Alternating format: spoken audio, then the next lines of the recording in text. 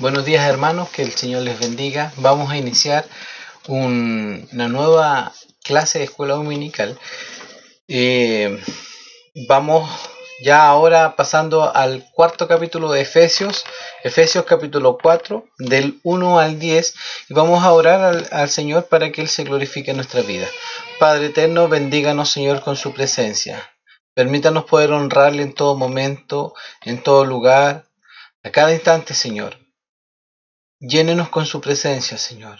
Le necesitamos en todo momento. Permítanos, Señor, glorificar su santo nombre, exaltarle, Señor, como le es debido, como usted quiere, Señor, que nosotros le alabemos. Padre eterno, trabaje en nuestro ser, transfórmenos, límpienos cada día, Señor, cada vez más semejante a su imagen, Señor. Necesitamos de usted, Señor, para poder aprender de su palabra, para poder conocerle cada día más. Permítanos, Señor, de que todo lo que estamos aprendiendo esté guardado en nuestro corazón, Señor, quede ahí para cuando venga el momento, Señor, no nos olvidemos de aquello, sino que podamos echar mano, Señor, a todo lo que usted nos ha enseñado para poder resistir, para poder seguir adelante, para ser fuerte, Señor, para ser valiente y para vivir de acuerdo a su voluntad, Señor, así como usted quiere que le honremos como es debido, Señor. Gracias, Padre eterno. Permítanos, Señor, poder trabajar en esta clase, Señor, de escuela dominical y poder honrarle en todo lo que hagamos, Señor.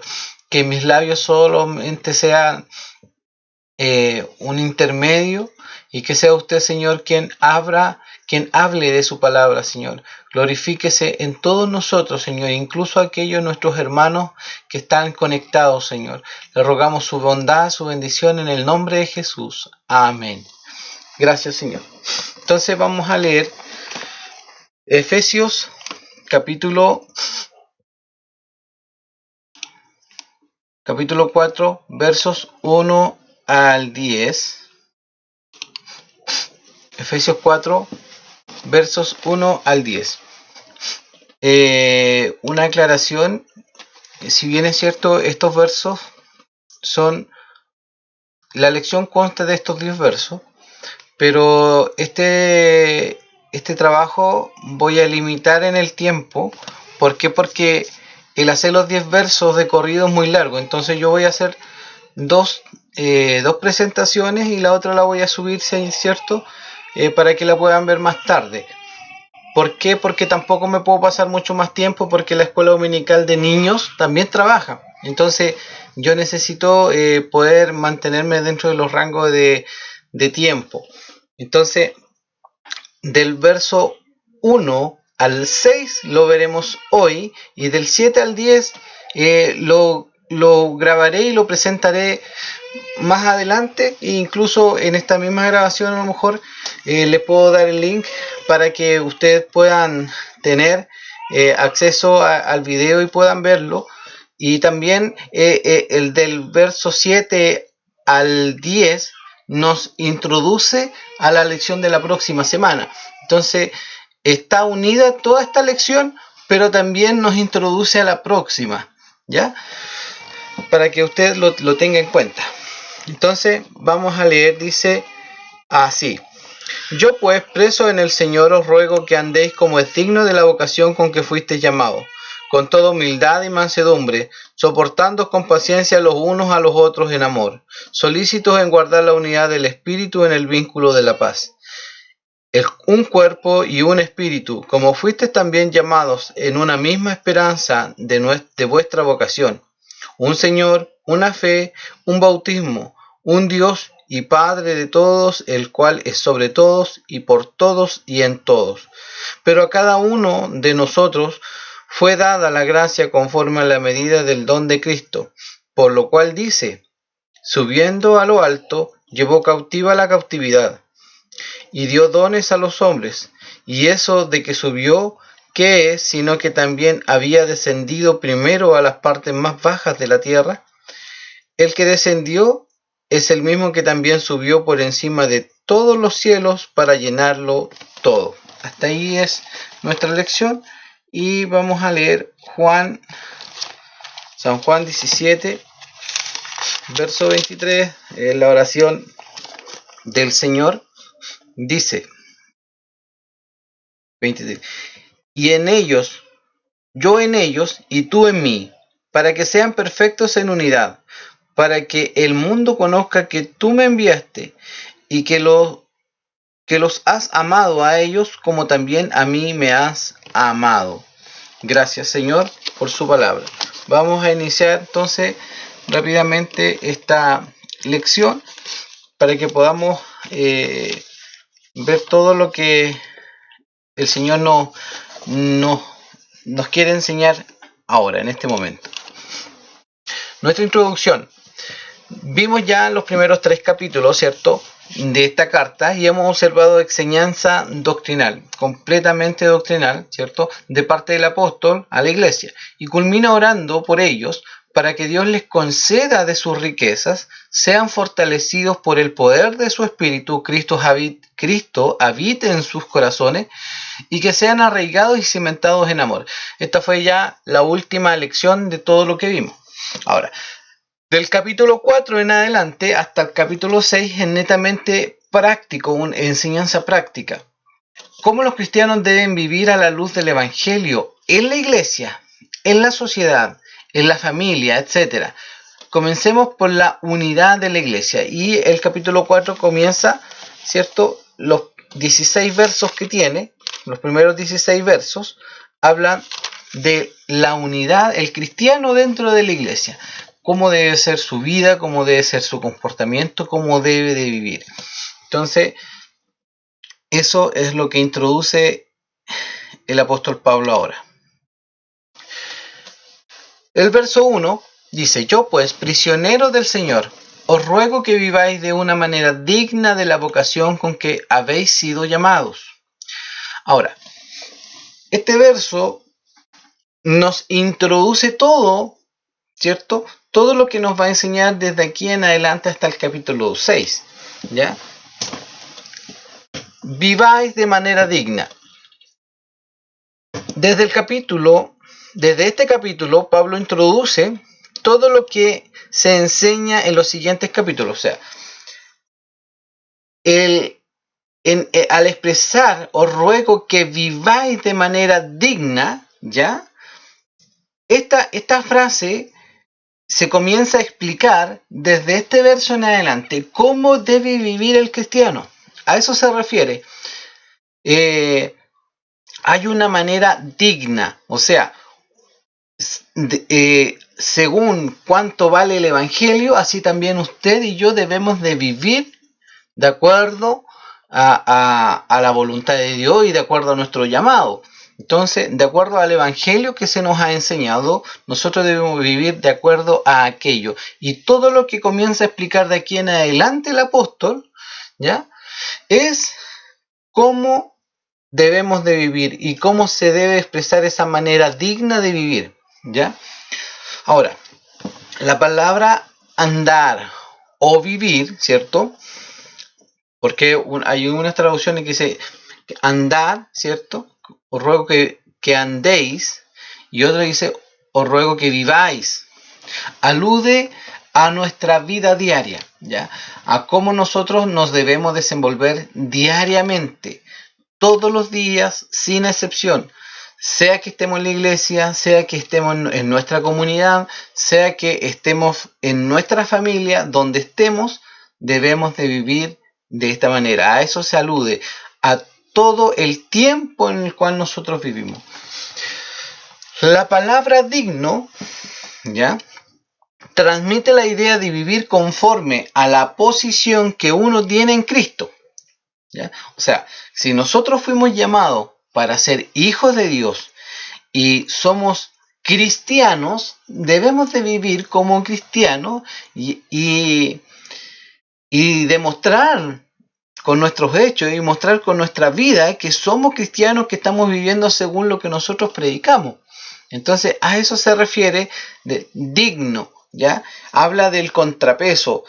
Por ejemplo, usted pone una balanza, ¿cierto? En un lado pone tantos kilos y para poder contrapesar eso y que la balanza quede pareja, usted tiene que poner un peso igual. Entonces, ¿cómo debe vivir y cómo vive el cristiano?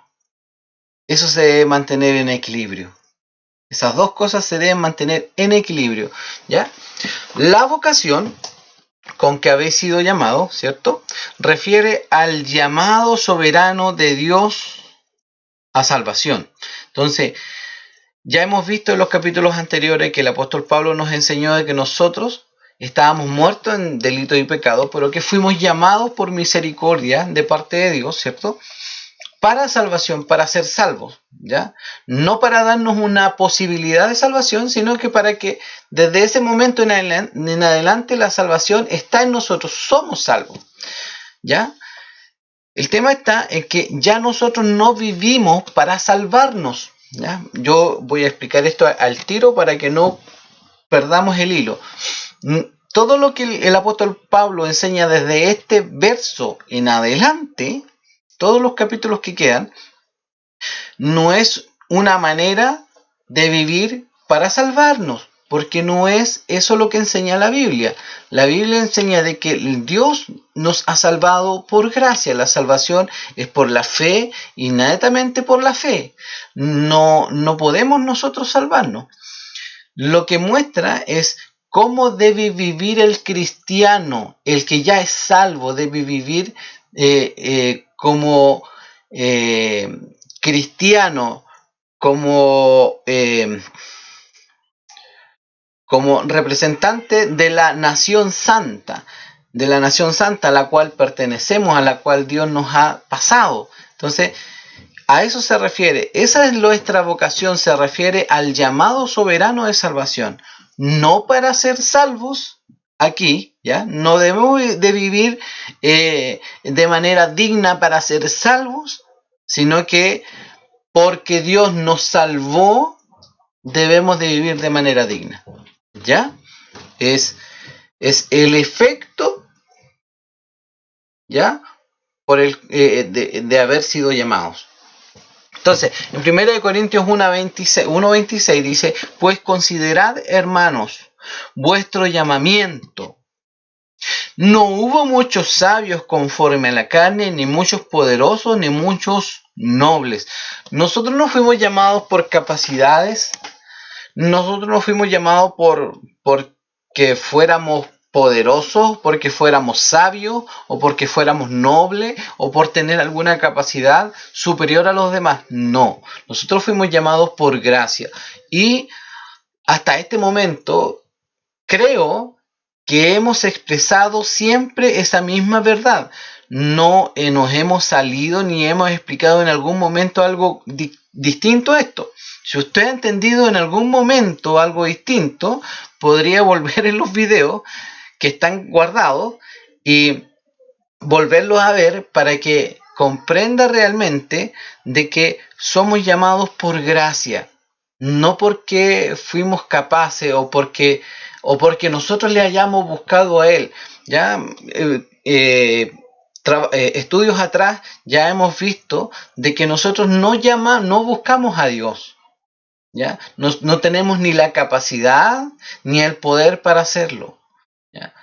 Para poder creer en Dios, Dios nos tiene que dar nueva vida. Y eso lo hemos visto en 2 Timoteo 1:9, dice, quien nos ha salvado y nos ha llamado con un llamamiento santo. Y ojo que este llamamiento es santo, no solamente es santo porque viene de Dios, sino que es un llamamiento santo porque nosotros debemos de vivir en santidad.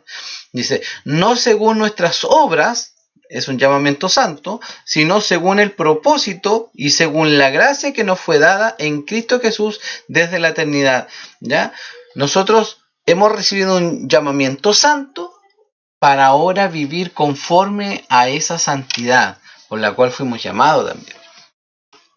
¿Ya? Pero no que fuimos santos para salvación, no. Porque somos salvados, ahora vivimos en santidad. Ahora debemos vivir en santidad. No hay perfección en nosotros, pero sí debemos vivir en santidad. ¿Ya? Entonces, este primer verso nos introduce todas las enseñanzas que vienen de aquí adelante. Y vamos a ver que este verso se repite en varias veces. ¿Ya? Verso 2. Y con toda humildad y mansedumbre, con paciencia, soportando unos a otros en amor, en toda humildad. ¿Ya? Aquí comenzamos a ver del verso 12 en adelante nuestra vocación. ¿Cómo se debe vivir nuestra vocación? Primero, el punto es, y presenta el apóstol, con toda o en toda humildad. ¿Qué es la humildad?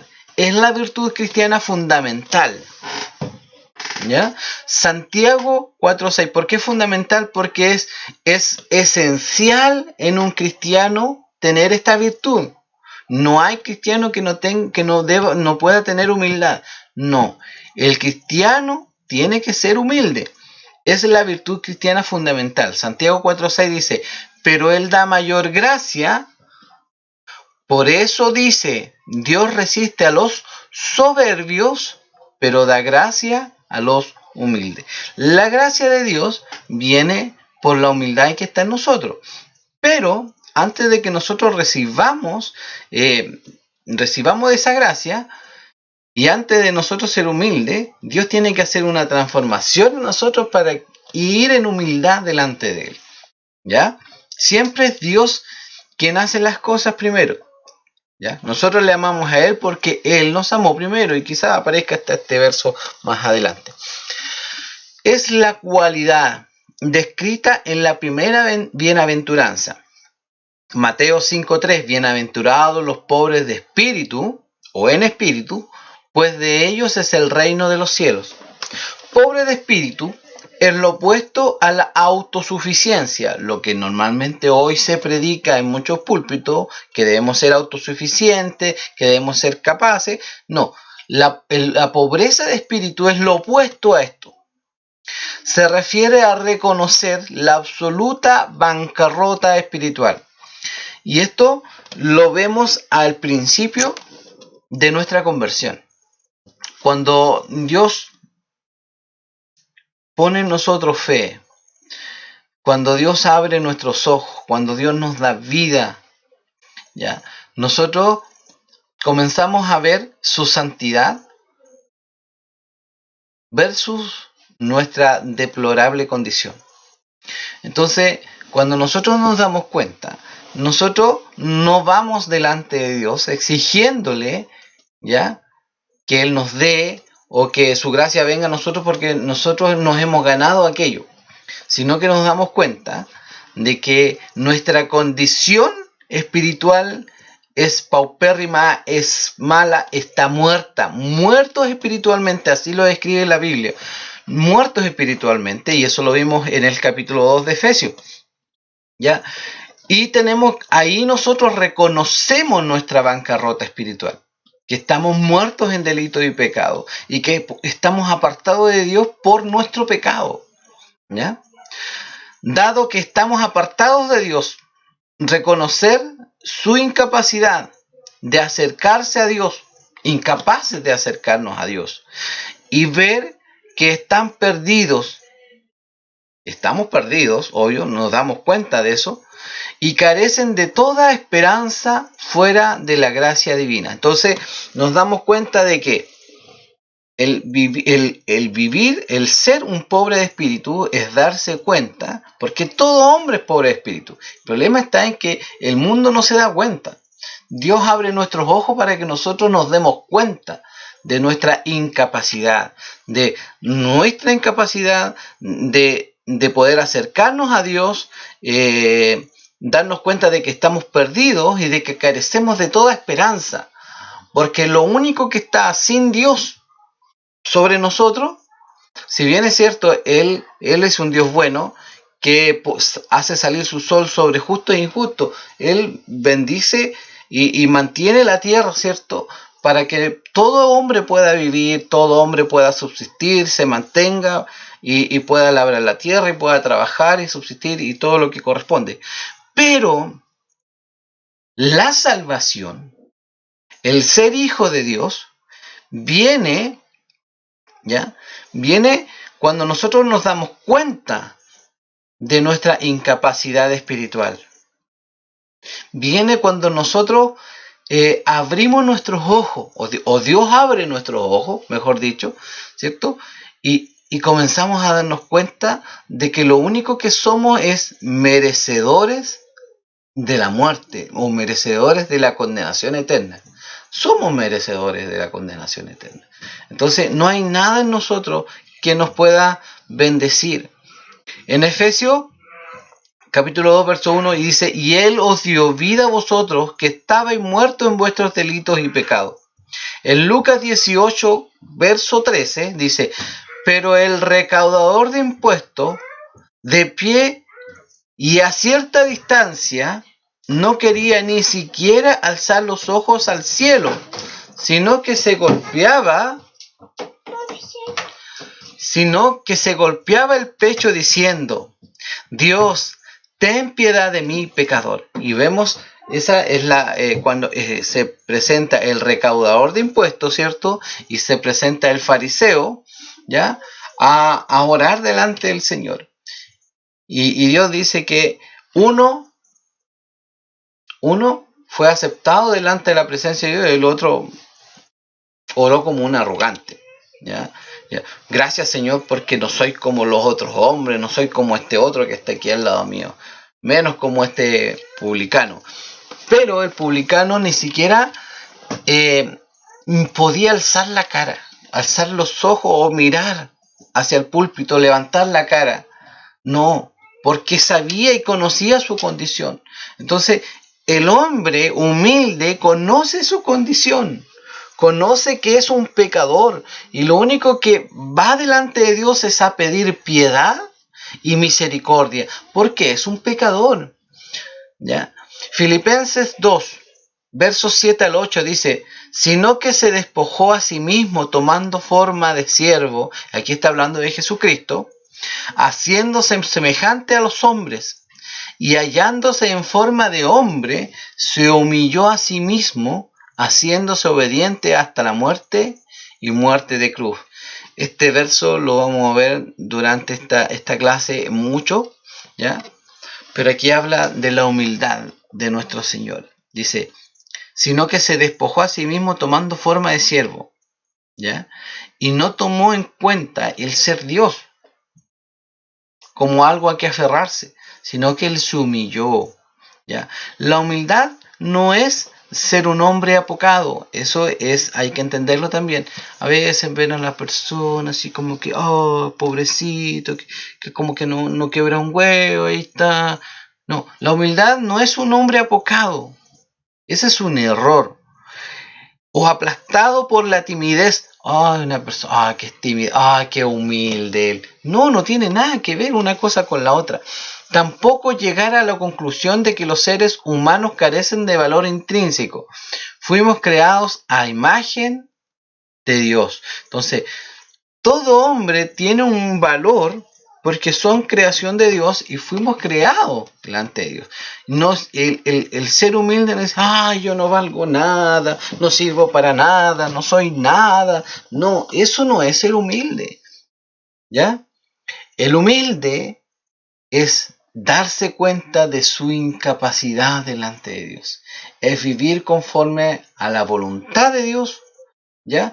Porque vive conforme a la voluntad de Dios porque primero muestra cómo vivió Jesucristo. Se evidencia en su vida la marca de la vida de Jesucristo. Humilde, en humildad.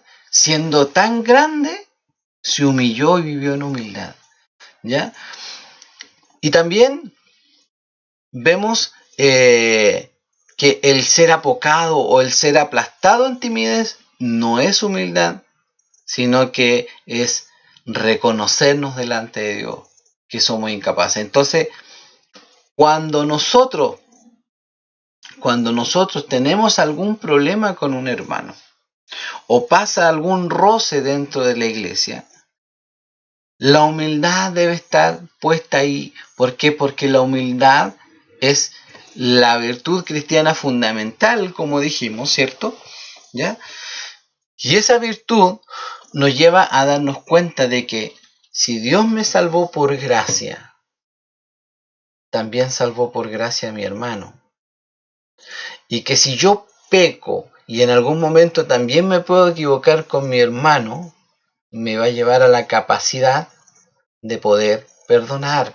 La humildad es importante, con toda humildad. Eso es importante. Y aquí está hablando de la unidad de la iglesia. Cómo debemos de vivir dentro de la iglesia, y dentro de la iglesia hay que vivir con toda humildad. Ahora vamos a ver la siguiente. Mansedumbre. Con mansedumbre. Es producto de la humildad. Es la actitud de un espíritu tranquilo, con emociones y mente bajo su control. Mateo 11:29 dice: tomad mi yugo sobre vosotros y aprended de mí, que soy manso y humilde de corazón, y hallaréis descanso para vuestras almas.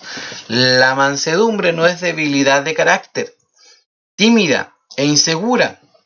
Más bien, es aquel que tiene su temperamento controlado y no explota ante lo que le ocurre. Posee la capacidad de razonar bíblicamente las dificultades. Pone los intereses de Cristo y su reino por sobre él. Proverbios 25:28 dice: como ciudad invadida y sin murallas es el hombre que no domina su espíritu. ¿Ya? Un hombre que explota fácilmente, que se deja llevar por la ira fácilmente, que no tiene control de sí, ese es comparado como una ciudad invadida que no tiene muralla. Se deja controlar por cualquier deseo, por cualquier situación, y no tiene nunca control de sí. Entonces, la mansedumbre no es tener debilidad de carácter, ¿ya? Ni es ser apocado. Es el producto de la humildad, ¿ya? Que es tener nuestro carácter y todo lo que somos bajo control, nuestras emociones, nuestra mente, de espíritu tranquilo. ¿Ya? Eso es mansedumbre. Y veíamos atrás en Gálatas que el Señor nos decía que nosotros teníamos que exhortar a los demás, ¿cierto? O quizás a veces llamarle la atención a algún hermano que ha pecado contra nosotros, pero con espíritu de mansedumbre, ¿ya? No explotando, no gritando. Entonces, la mansedumbre nos mantiene controlados. Entonces, ¿cómo debemos vivir dentro de la iglesia? Con humildad y mansedumbre. Vamos a ver lo siguiente que nos dice. Con paciencia o longanimidad, que es lo mismo. Cuando véate una de estas dos palabras, es lo mismo, estamos hablando de lo mismo. Longanimidad o paciencia. Producto de la humildad también. Y la mansedumbre señala la capacidad de ser heridos una y otra vez sin quejarse. Da la idea de permanecer largo tiempo bajo una fuerte presión, ¿ya? Con paciencia, soportando unos a otros. Habla de tolerar el mal sin procurar vengarnos. Me permite soportar el agravio y restringir el deseo de retribuir golpe por golpe. A veces nosotros decimos, uy, que me dan ganas de... No, retribuir golpe con golpe, no.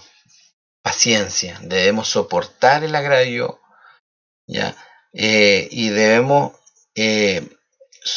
restringir cualquier deseo de venganza. Entonces, la paciencia es lo que nos permite, son virtudes.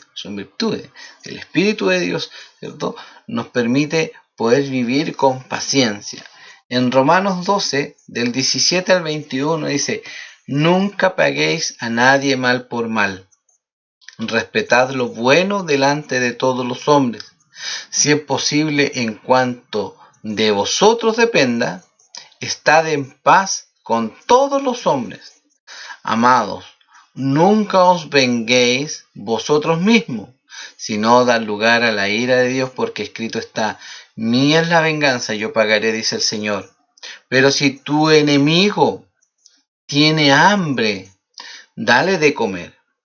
Y si tiene sed, dale de beber. Porque haciendo estos carbones encendidos, o ascuas de fuego, como dice otra versión, ¿ya?, amontonarás sobre su cabeza. No seas vencido por el mal, sino vence con el bien el mal. Entonces, ¿qué nos enseña este pasaje? Que nosotros debemos vivir en humildad, mansedumbre, paciencia. ¿Ya? ¿Para qué? Para poder soportar las diferencias que puedan haber dentro de la iglesia, entre hermanos, porque en algún momento, entre hermanos imperfectos, hombres imperfectos, nos vamos a lo mejor uno va a pecar contra el otro. Y así nos vamos a herir, nos vamos a dañar. Pero debemos de permitir que el Espíritu de Dios, por eso más adelante el apóstol Pablo dice: sed llenos del Espíritu Santo. ¿Por qué? Porque a medida que somos llenos de Él, ¿ya?, vamos viviendo en humildad, vamos viviendo en mansedumbre, vamos viviendo con paciencia, ¿ya? Y se marca y se refleja en nosotros, ¿cierto? Y se evidencia estos frutos, el fruto del Espíritu en nosotros, que tiene todas estas características. Muestra amor, muestra paciencia, benignidad, templanza, dominio propio, que es todo lo que hemos estado hablando. Dominio propio, habla de mansedumbre. Entonces, nunca paguéis a nadie mal por mal. Respetad lo bueno delante de todos los hombres. Ahora, el último verso nos explica casi todo. No seas vencido por el mal, sino vence con el bien el mal. Entonces, cuando nos hagan mal, no nos venguemos, no hagamos el mal, porque eso es lo que hace el mundo. Cuando nos hagan mal, hagamos el bien, hagamos lo bueno, hagamos lo que la palabra de Dios nos dice. ¿Qué nos enseña? Cuando alguien ha pecado contra nosotros, vamos y conversemos con él. Digámosle las cosas como son. O ser franco y decir las cosas directamente. Pero vamos a ver más adelante que estar hablando, murmurar y todas estas cosas no llevan a ninguna parte. Lo único que causan es división. Sigamos adelante. Nuestra vocación se debe vivir también en amor. La humildad, la mansedumbre y la paciencia se refleja en un amor benévolo y aguantador a los demás, que se expresa de forma continua e incondicional. No pone condiciones. Esta es la última vez y te la aguanto. No, es incondicional. Primera de Pedro 4:8. Sobre todo sed fervientes en vuestro amor los unos por los otros, pues el amor cubre multitud de pecado. ¿Ya? No quiere decir que como nosotros somos fervientes en amor, ¿ya?, y que por ser fervientes en amor con esas personas Dios lo va a perdonar. No, está hablando de que nosotros perdonamos los pecados de nuestros hermanos que son hacia nosotros. A eso se refiere. Proverbios 10:12 dice: el odio suscita rencillas, pero el amor cubre todas las transgresiones. La misma idea. Cuando nosotros amamos a nuestro prójimo y nuestro prójimo peca contra nosotros, hay que ser sinceros, nos molestamos, nos herimos, nos sentimos, pero el amor nos hace darnos cuenta de que nosotros también fuimos perdonados por misericordia. Dios tuvo misericordia y nos perdonó un gran pecado. Entonces, ¿cómo nosotros vamos a ser tan altaneros, ¿cierto?, y ser como aquel sirviente al cual se le perdonó una gran deuda que está expresada en la palabra de Dios, ¿cierto?, Al sirviente que se le perdonó una gran deuda fue donde aquel que le debía muy poquito y lo envió a la cárcel y lo azotó y todo esto. No, el amor cubre multitud de transgresiones y nos hace darnos cuenta de que nosotros también hemos sido perdonados, y eso nos lleva también a decir, no debo perdonar a mi hermano. Entonces, lo que caracteriza el amor espiritual verdadero, tanto de Dios hacia el hombre y de un cristiano a otro, es que cubre los pecados. ¿Ya? El Señor nos perdona también. Otros pasajes nos dice, si perdonas a vuestro hermano las transgresiones, ¿cierto? O si perdonas a los demás, Dios también te va a perdonar a ti. Pero no está hablando de ese perdón salvador que nos da al principio. No está hablando de que nosotros cada día pecamos y la comunión con Dios, nuestra comunión diaria de Dios se va perdiendo. Se va perdiendo, se va perdiendo, se va perdiendo. Entonces, cuando nosotros perdonamos el agravio de nuestro hermano, Dios también muestra su misericordia en nosotros y nos perdona. Eso nos enseña lo que caracteriza el amor espiritual verdadero, tanto de Dios hacia el hombre y de un cristiano hacia otro, es que cubre pecados. Romanos 5:8, y eso se expresó de Dios hacia nosotros. Como Él nos amó, ¿cierto? Él nos perdonó nuestros pecados, ¿ya? Y envió a su Hijo para pagar por nuestros pecados, porque Él no nos podía perdonar así, eso lo haría injusto. Pero como Él es justo, tenía alguien que pagar por nuestras transgresiones. Y Jesucristo vino a pagar por nuestras transgresiones. Entonces, esto no quita la disciplina en la iglesia de un hermano que persevera en pecado sin arrepentirse. ¿Ya? No tiene nada que ver una cosa con la otra. No quita lo otro. Más bien, habla de que el agravio debe siempre estar, el agraviado debe siempre estar dispuesto a perdonar insultos y maltratos. ¿Ya? A eso se refiere estos versos. No a que dentro de la iglesia no se debe disciplinar. Hay que disciplinar a los hermanos que perseveran en el pecado y no se arrepienten. Mateo 5, 44 al 45 dice: pero yo os digo, amad a vuestro enemigo y orad por los que os persiguen, para que seáis hijos de vuestro Padre que está en los cielos, porque Él hace salir su sol sobre malos y buenos y llover sobre justos e injustos. Dios muestra su amor para con los hombres, ¿ya? En que hace salir su sol sobre malos y buenos, ¿ya? Muestra su amor. Y Dios a lo mejor podría decir, voy a condenarlos, los voy a eliminar de inmediato, pero Él tiene paciencia. Él dice que tiene paciencia con los hombres. Y a nosotros, más que paciencia, nos tuvo misericordia y nos perdonó. Envió a su Hijo a pagar por nuestros pecados sin nosotros habernos ganado aquella condición. Fue por misericordia. Entonces, a eso nos lleva todo esto, todo este pasaje. Dentro de la iglesia, para mantener la unidad de la iglesia, que es importante, debemos vivir en humildad, mansedumbre, paciencia, amor. Es importante. Y esto habla del fruto del Espíritu cuando estuvimos viendo Gálatas capítulo 5. Del fruto del Espíritu en nuestras vidas. Nos hace vivir dentro de la iglesia en humildad, en mansedumbre, con dominio propio, ¿cierto? Entonces, a esto se refiere cómo debe vivir un cristiano. Y esto expresa el apóstol Pablo.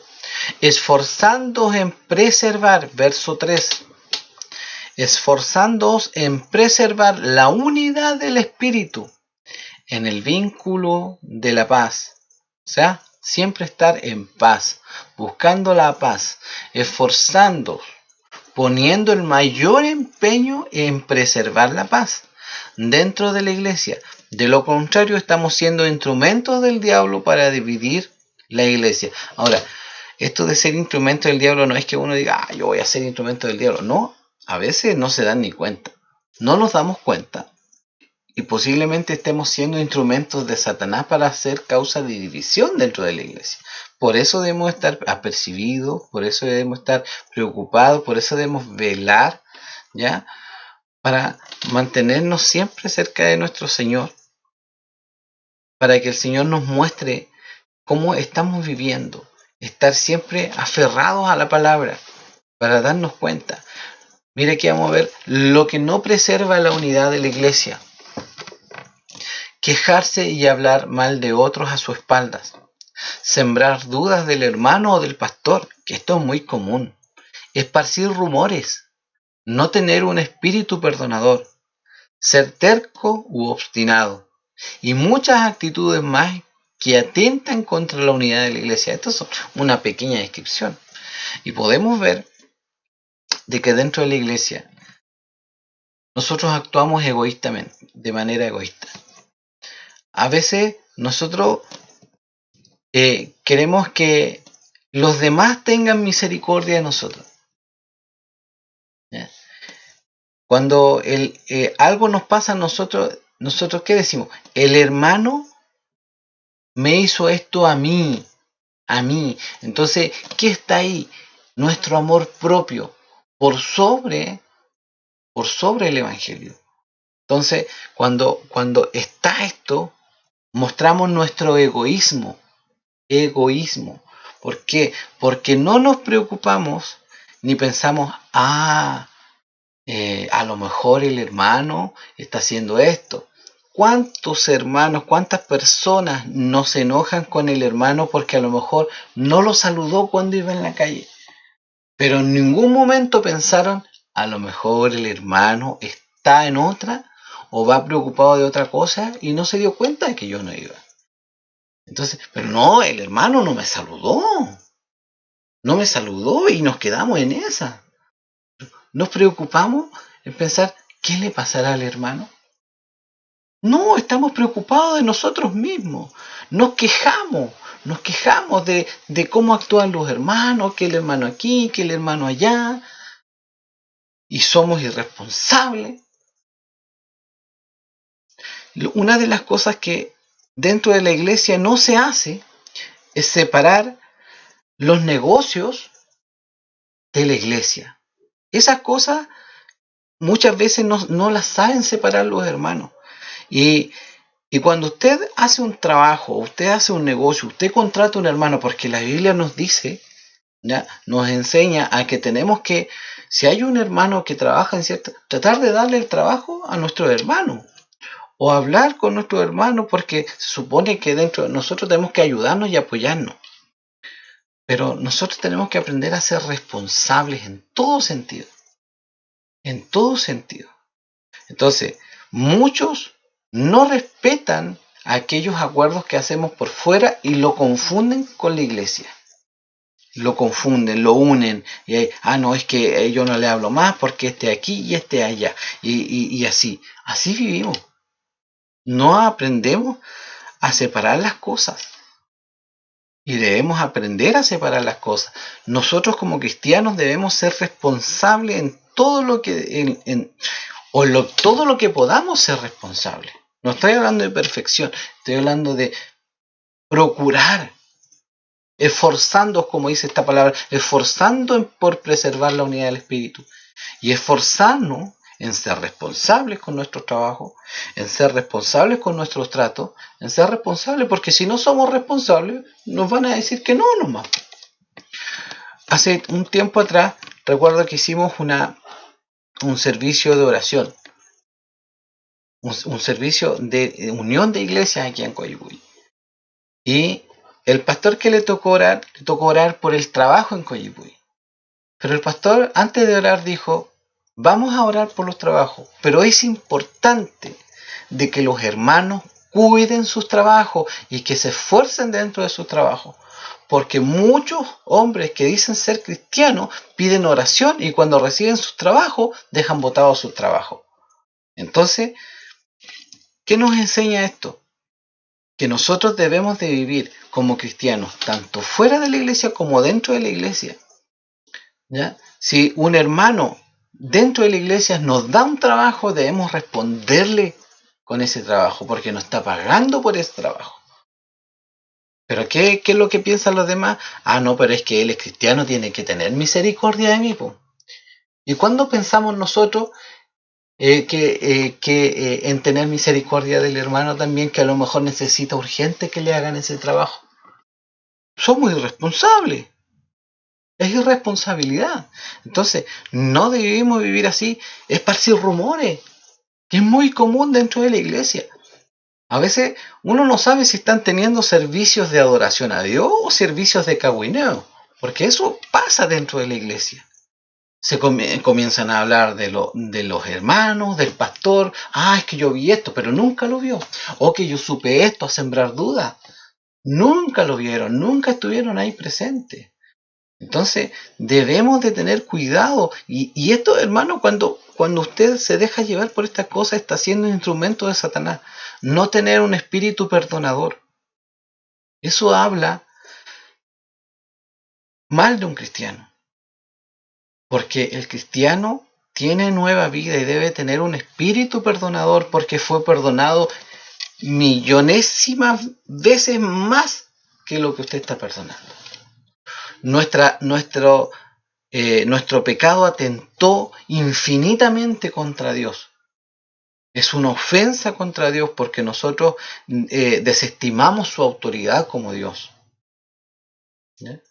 Pero nuestro hermano hizo algo contra nosotros, ahí estamos llorando, le contamos a todo el mundo, andamos pelando al hermano aquí y allá, nos juntamos con las hermanas y lo que hacemos, es que el hermano no tuvo misericordia de mí, y como esto aquí, como esto allá, si ustedes fueron irresponsables también. Entonces, hay que tener cuidado con todo, y ser terco y obstinado también es malo. También es malo. Hay que procurar avanzar. Hay que apoyar la iglesia. No porque no se está haciendo mi idea, que esto normalmente pasa. No se está haciendo como yo quiero que se haga. No voy a apoyar. O cuando a mí se me ocurre una idea, queremos que todos nos apoyen, que todos trabajen con nosotros. Y ahí estamos, que tengo una súper buena idea y Dios me lo reveló y ahí estamos. Pero cuando tuvo una idea un hermano, nos desaparecemos. Entonces, eso no habla bien de la iglesia, hermano. No habla bien de nosotros como cristianos. Y podría tener en duda si realmente somos cristianos si no actuamos como corresponde. A esto se refiere el apóstol, que debemos procurar la unidad de la iglesia, la unidad del espíritu, en el vínculo de la paz, y esforzarnos en aquello. ¿Ya? Ahora, desde el verso 4 en adelante, comienza a expresar todas aquellas doctrinas que nos unen. Primero, verso 4, hay un solo cuerpo y un solo espíritu, así como también vosotros fuisteis llamados en una misma esperanza de vuestra vocación. Un cuerpo. El cuerpo de Cristo está compuesto de cada creyente sin distinción alguna a través del tiempo. A través del tiempo. Primera de Corintios 12 dice, porque así como el cuerpo es uno y tiene muchos miembros, pero todos los miembros del cuerpo, aunque son muchos, constituyen un solo cuerpo. Así también es Cristo. Es un solo cuerpo. Y todos los hermanos, ¿ya? Aquí no es por capacidades, aquí no es por roles, todos somos parte de un solo cuerpo. Tenemos distintas dones, como lo vamos a ver adelante. Pero somos todos un solo cuerpo. No hay uno que sea superior a otro o uno que sea inferior a otro. Somos todos un solo cuerpo y todos somos importantes dentro de la iglesia. Y eso lo vamos a ver más adelante. Romanos 12:5 dice, así nosotros, que somos muchos, somos un cuerpo en Cristo e individualmente miembros los unos de los otros. Estamos unidos en el vínculo del amor, en el vínculo de la paz, y así sucesivamente. Nosotros tenemos esto que nos une, que somos un solo cuerpo y somos el cuerpo de Cristo. ¿Ya? Entonces, esto es lo que presenta el apóstol Pablo para que nosotros nos demos cuenta de que hay unidad dentro de la iglesia y que debe haber unidad. Un solo espíritu.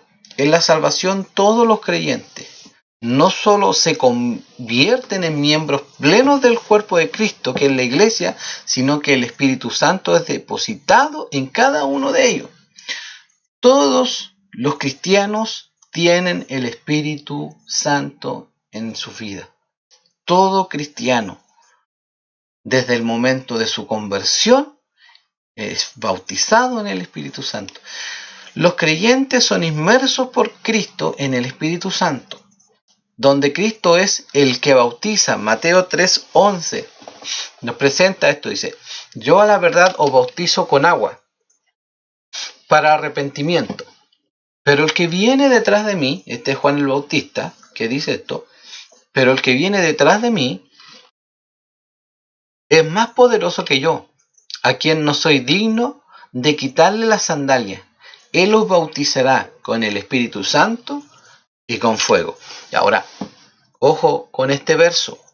No es que el Señor al cristiano lo bautice con Espíritu Santo y con fuego. No, este pasaje lo que habla es que el cristiano, unos son bautizados con el Espíritu Santo y otros son con fuego. El fuego en este pasaje al que se refiere habla de la condenación eterna. Entonces, unos serán condenados y otros serán bautizados en el Espíritu Santo. ¿Ya? Y esa es la confusión, porque muchas veces dentro de la iglesia comienzan a decir, que yo quiero que el Señor nos bautice con fuego y con fuego, con fuego. No, el pasaje no habla, cuando habla del fuego no habla de algo así espiritual, habla de la condenación. ¿Ya? Y eso hay que tener cuidado, hay que leer bien los pasajes completos y darnos cuenta que todas las referencias cuando se habla de fuego, se habla de el castigo eterno, pero el Espíritu Santo es con el cual son bautizados los cristianos. ¿Ya? En el Espíritu somos sumergidos. ¿Ya? Bautizado significa sumergir en unidad con los demás creyentes. Entonces, somos bautizados todos con un mismo espíritu, y el mismo espíritu está en nosotros, que en las arras de nuestra herencia, y lo vamos a ver en la siguiente diapositiva de ese verso, pero esto habla también de unidad, que es el mismo espíritu que está en todos nosotros. ¿Ya? Esto no quiere decir que yo voy a estar pensando lo mismo que está pensando el hermano, no está pensando eso. Significa de que el Espíritu de Dios ya nos ha bautizado y nos ha depositado en el cuerpo de Cristo, aparte que también nos convence de pecado, de justicia y de juicio, ¿ya? Que eso también está en San Juan. Pero a esto se refiere en la unidad del Espíritu. El mismo Espíritu nos convence a todos nosotros. El mismo Espíritu nos bautiza y nos inserta en el cuerpo de Cristo y nos une con los demás creyentes, porque es el mismo Espíritu. Una esperanza. El juramento y promesa de herencia eterna, esa es nuestra esperanza. Juramento y promesa de herencia eterna, dada a cada creyente, donde el Espíritu Santo es las arras o garantía de nuestra herencia. Efesios capítulo 1, versos 11 al 14. También hemos obtenido herencia, habiendo sido predestinados según el propósito de aquel que obra todas las cosas, conforme al consejo de su voluntad, a fin de que nosotros, que fuimos los primeros en esperar en Cristo, seamos para alabanza de su gloria.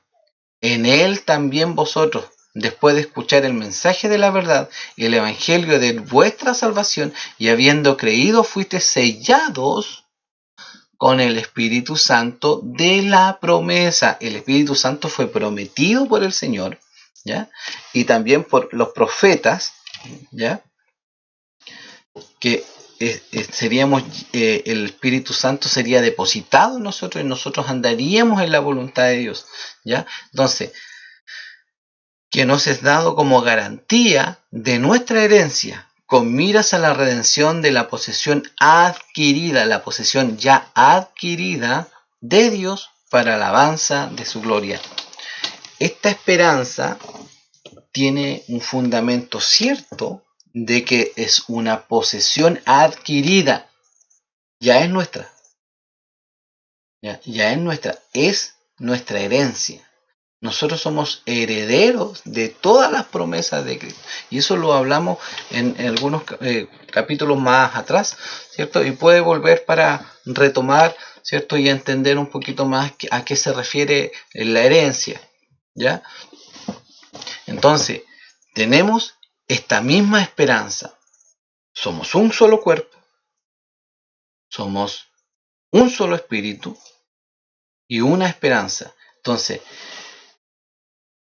el Espíritu Santo nos bautiza, nos une, nos sumerge en el cuerpo de Cristo y nos siembra ahí, ¿cierto? Para que nosotros comenzamos a ser edificados a través de la palabra de Dios, ¿cierto?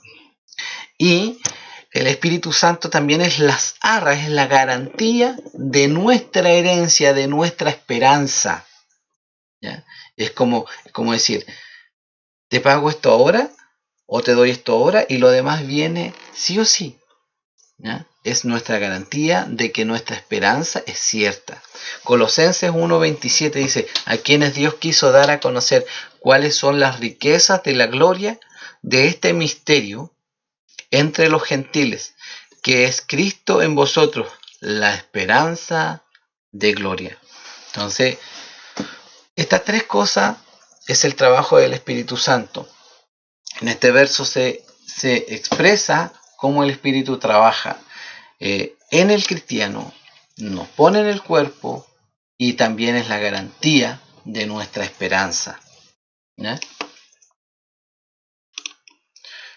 Un solo Señor, una fe, un solo bautismo. Un Señor, Hechos 4:12 dice, y en ningún otro hay salvación, porque no hay otro nombre bajo el cielo dado a los hombres en el cual podamos ser salvos. ¿En quién podemos ser salvos? Nuestro Señor. ¿Quién es nuestro Señor? Jesucristo, el Hijo de Dios. Una fe.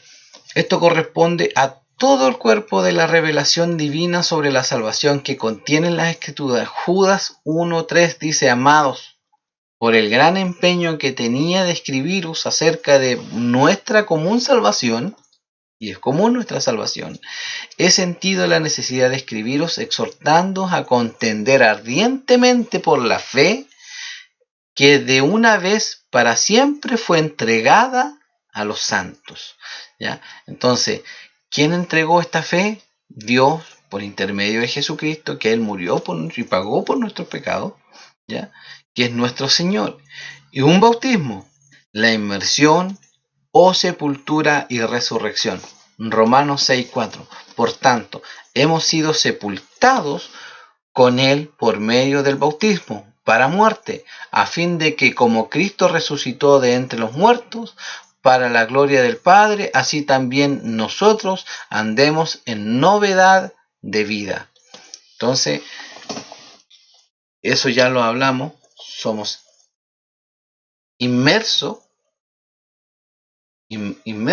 ¿cierto? Es que significa el bautismo, inmersión, sepultura y resurrección. Entonces, somos sepultados y hemos sido resucitados. Fuimos incorporados por el cuerpo de Cristo. Tenemos nueva vida, nueva vida. Aquel hombre que estaba muerto en delito de pecado murió. Hoy es una nueva criatura. Y ya vamos terminando, hermano. Verso 6 dice, un solo Dios y Padre de todos, que está sobre todos, por todos y en todos. Un solo Dios y Padre de todos. el objeto de nuestra adoración. ¿Quién es nuestro objeto de adoración? Dios. Juan capítulo 4 del 22 al 24. Vosotros adoráis lo que no conocéis. Así le dice Jesús a la samaritana. Nosotros adoramos lo que conocemos. Como judíos le conocían a Dios. Porque Dios se le había revelado a ellos.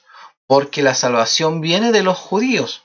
Pero la hora viene y ahora es cuando los verdaderos adoradores adorarán al Padre en espíritu y en verdad, porque ciertamente a tales el Padre busca que le adoren. Dios es espíritu y los que le adoran deben adorarle en espíritu y en verdad. Cuando hicimos el trabajo, las clases de qué es la iglesia, hablamos de este punto, espíritu y en verdad, y hablamos de este pasaje. Entonces, Dios, para ser adorado, debe ser conocido por nosotros. A medida que nosotros le vamos conociendo a Él, vamos adorando.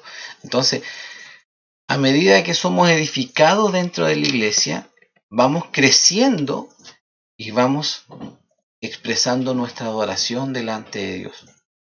Cada vez mejor, como Él quiere que nosotros le adoremos. Y eso es lo que nos expresa la Biblia. La palabra de Dios nos dice que nosotros debemos de adorar al Padre como Él quiere que le adoremos, no como a nosotros se nos ocurra. ¿Ya? No, es que así nomás. No, no es que así nomás. Es que tiene que ser como Él quiere. Entonces, cada vez que nosotros nos acercamos a la palabra de Dios, nos hace edificar, nos hace crecer para que nosotros le conozcamos a Él. Y conociéndolo a Él, vamos a conocer su carácter y todo lo que Él expresa hacia nosotros, cómo debe de ser adorado. Y también es Padre de todos, sobre todos, por todos y en todos. Dios es el Padre de todos los que conforman el cuerpo de Cristo. Entrega vitalidad y energía a todos los miembros del cuerpo. Deuteronomio 32:39 dice, ved ahora que yo soy el Señor, y fuera de mí no hay Dios. Yo hago morir y hago vivir. Yo hiero y yo sano, y no hay quien pueda librar de mi mano. Y vemos que Dios, al elegirnos a nosotros, ha mostrado su misericordia y Él nos ha hecho vivir. Pero como también el mundo vive muerto en sus delitos y pecados, y Dios ahí nos mantiene, porque para que ellos puedan entender todas estas verdades, Dios tiene que darles vida. ¿Por qué Él lo hace? Yo no voy a defender a Dios. Dios es Dios. Él hace conforme a su voluntad. Yo no tengo por qué estarlo defendiendo. A veces nosotros, los cristianos, se gastan. No es que este pasaje quiere decir esto y no. Si Dios llama a quien quiere tener misericordia nomás. Y es así de sencillo. No tenemos por qué defender a Dios. Dios tiene misericordia de quien quiere tenerla. Pero aborrece a quien quiere también aborrecer. ¿Ya? Porque viven en dureza de corazón, son duros de corazón, y a muchos endurece también para mostrar su gloria. Pero Él es por sobre todas las cosas. Él es el creador, Él es quien puede decidir nuestra vida, nuestra muerte, nuestra condición, todo. Él es por sobre todas las cosas. Él es nuestro Padre Celestial. Para nosotros nuestro Padre de amor. Muchos, el mundo y el humanismo dice que Dios es Padre de todo el mundo, pero la Biblia dice lo contrario, que Él es el Padre de aquellos a quien Él ha llamado y a quien Él le ha dado a su Hijo para que tengan vida. ¿Ya? Entonces, somos la iglesia, somos hijos de Dios, un solo Padre, un solo Señor, un solo bautismo, el mismo bautismo en todos. Un solo espíritu, un solo cuerpo, una sola esperanza. Entonces, todo esto, hermano, nos une. ¿Por qué debe haber división dentro de la iglesia? Si todo esto nos está uniendo. Es para pensar, hermano. El apóstol Pablo, comienza a explicarnos cómo debe vivir el cristiano dentro de la iglesia y debe procurar la unidad de la iglesia, debe aprender a soportar el agravio, debe aprender a soportar los malos momentos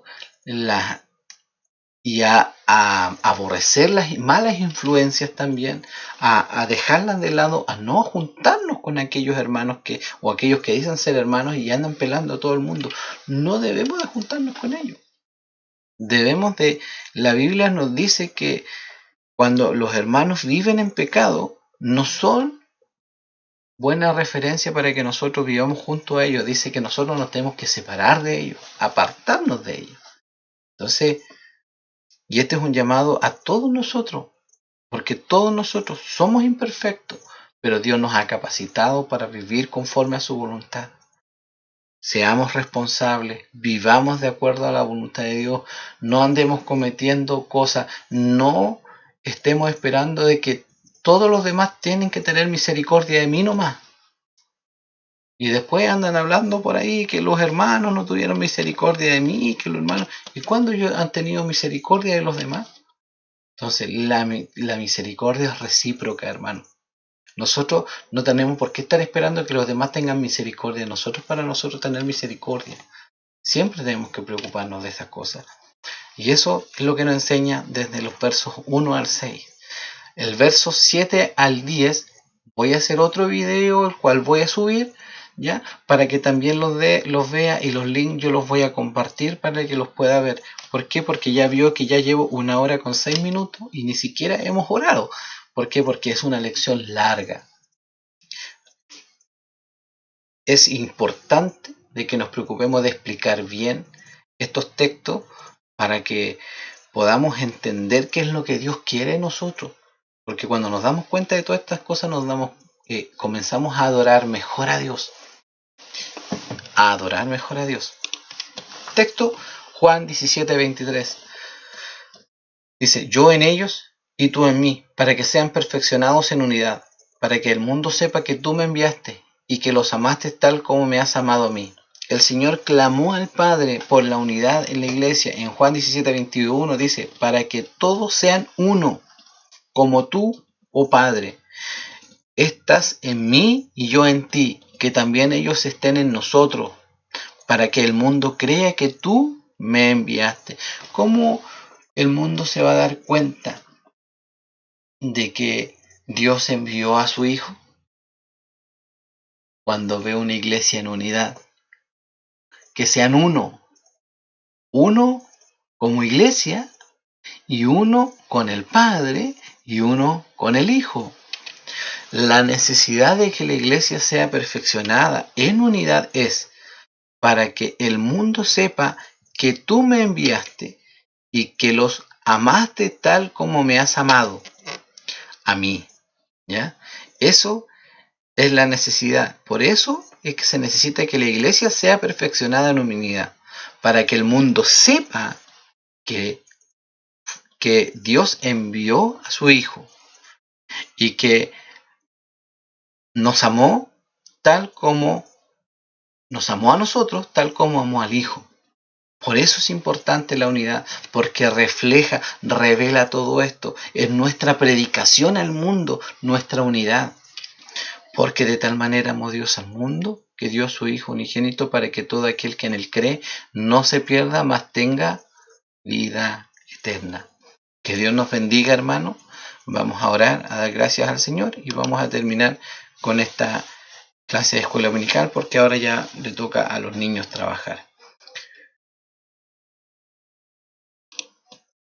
Padre eterno, le damos gracias por su gran bondad, amor, misericordia. Gracias por su palabra. Permítanos, Señor, como iglesia poder vivir en esta unidad. Transfórmenos cada día y convénzanos, Señor,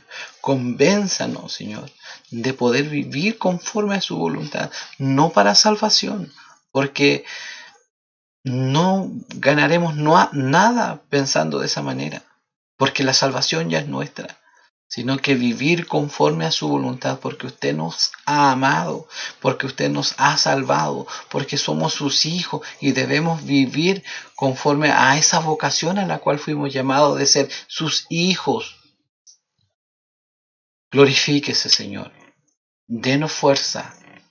Capacítenos cada día más. Llénenos de su Espíritu Santo para vivir conforme a su voluntad.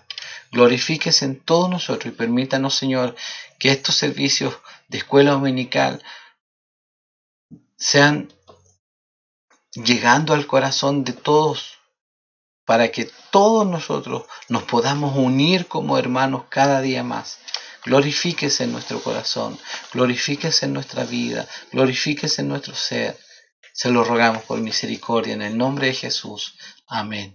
Que Dios les bendiga, hermanos. Dios bendiga a todos los hermanos que están mirando en este momento la escuela dominical. Dios les guarde, esté con ustedes y será hasta más tarde cuando suba el próximo video, ¿cierto? De los versos 7 al 10, lo que está faltando. Va a ser un poco más corto ese video, pero Dios le guarde y ojalá lo puedan ver para que vean el complemento y la transición a la siguiente clase, que es la próxima semana. Que Dios les bendiga a todos. Hasta luego.